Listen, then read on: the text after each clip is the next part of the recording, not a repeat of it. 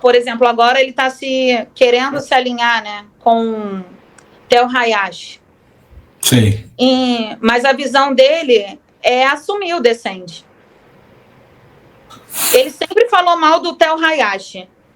Todos esses anos, sempre falou mal do Theo Hayashi e agora se aliançou a ele, como se fosse amigo dele. Só que a intenção dele não é ser amigo e ajudar o Theo Hayashi. A intenção dele é alcançar os jovens, porque os objetivos deles é fazer... os jovens são os alvos. Por quê? Quando ele cria um exército, os jovens têm uma mente mais fácil de ser manipulada. Então, um Descende hoje com 1 milhão de jovens, ou muito mais do que isso, é muito mais fácil dele, assim como ele também fez de tudo na época para sair com o Bolsonaro, e conseguiu orar pelo Bolsonaro na época das eleições, né? Porque ele é a favor de porte de arma. Dentro da turma, não só eu falo, como meus outros ex-amigos de turma, também relatam, ele sempre relatou Hitler como um admirador. Ele sempre admirou Hitler, né? E ele falava das coisas. Então, ele publicamente ele falava, né? Falava na turma especial. Porque a turma especial é onde ele está criando o exército dele. É onde a mente já está completamente manipulada. Poucas pessoas que estão dentro da turma especial conseguem despertar e sair. Poucas, porque a grande maioria é que a lavagem cerebral é muito grande. É exatamente isso que é feito. É técnica de PNL pura, que eles usam, mas disfarçado de bem, quando na verdade é mal. E eles usam essa técnica também na Semana de Impacto, em alguns camps. Existe algum relato, você falou de situações de violência, existe alguma denúncia, por exemplo, de violência sexual contra alguém? Tem um caso, sim, mas ainda está um pouco abafada essa situação, mas eu espero que a pessoa tenha coragem de expor essa situação. Mas tem casos, sim, de assédio sexual, abuso moral, abuso verbal, né, psicológico, emocional, né? Muitas vezes dentro do ensaio do louvor, saindo um pouco da turma agora, indo um pouco mais para frente, muitas vezes o pastor líder, tecladista,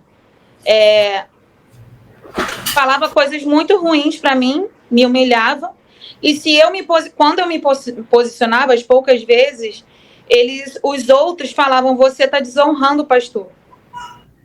Você está desonrando, você está faltando de respeito com a autoridade, não se toca no ungido. Então, eles usam muito desses textos para te manipular. E eu ia para o banheiro, eu chorava, tinha crise de ansiedade dentro do banheiro, desesperada.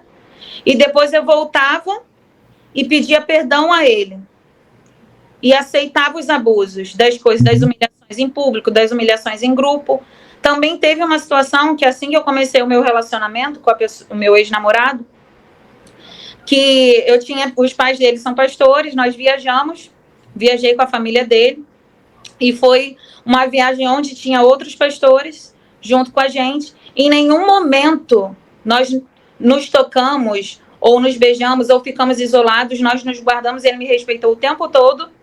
Dormi em quarto com a irmã e com parentes dele, né, mulheres.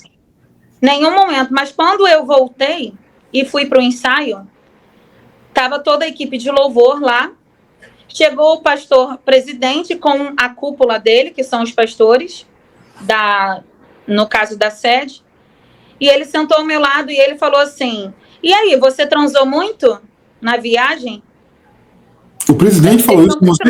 Falou, na frente de todo mundo. Tinha umas 10, 12 pessoas na sala. Beijou muito na boca? E aí eu falei assim: que isso, pastor? Eu estava com os pais deles são pastores, tinha outros pastores lá. Quando a gente quer fazer algo errado, a gente faz e ninguém sabe.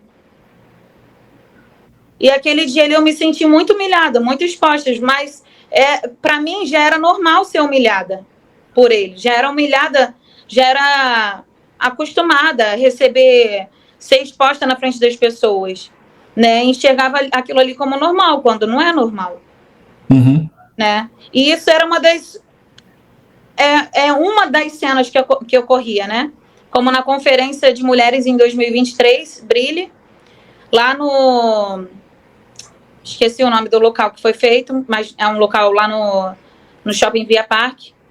Lá nos bastidores tinha feito o louvor, quando acabou o louvor, tinha muita gente trabalhando, acho que mais de 200.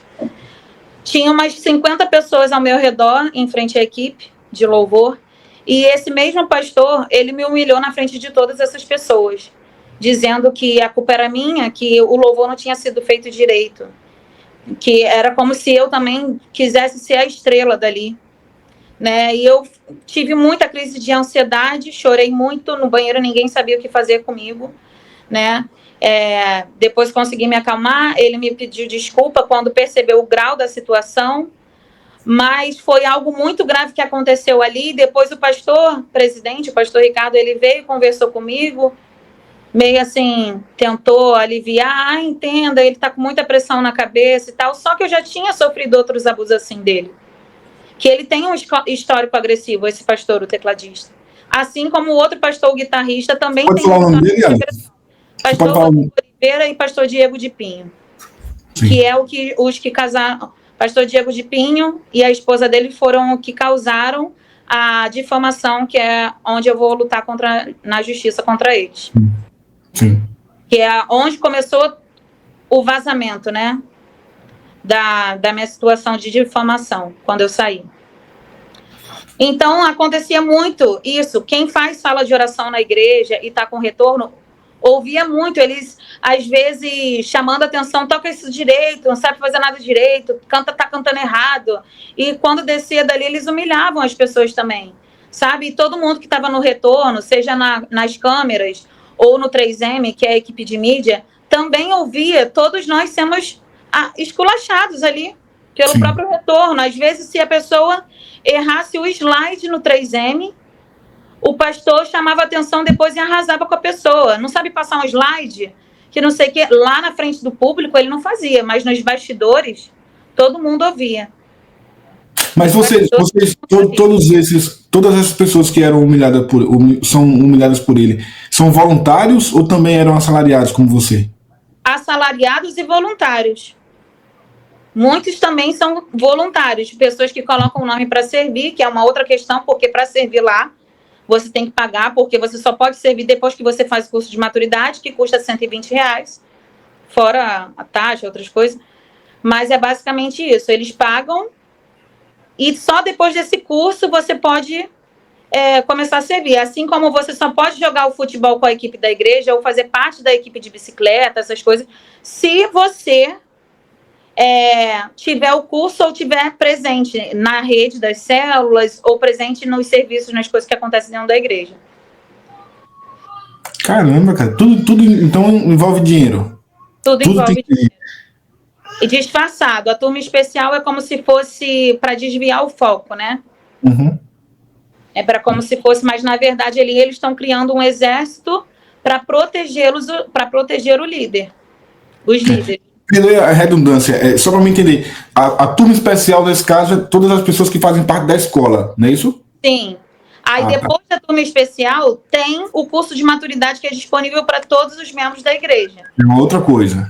É uma outra coisa, é um curso de 6 meses, hoje em dia, na minha época era 1 ano, né? Agora é 6 meses. É um curso que te introduz, só que quando o membro, na verdade, está chegando, está visitando, eles fazem tipo uma reunião de novos membros, onde as pessoas vão nessa reunião e eles passam um filme no telão contando a história da igreja, desde quando começou. E as pessoas ficam muito encantadas com tudo aquilo ali. E aí elas sentem vontade de ser membros, serem dizimistas, aí fazem o curso de maturidade, logo em seguida segue para entrar na EBM, né, que é a Escola Bíblica Mananciais.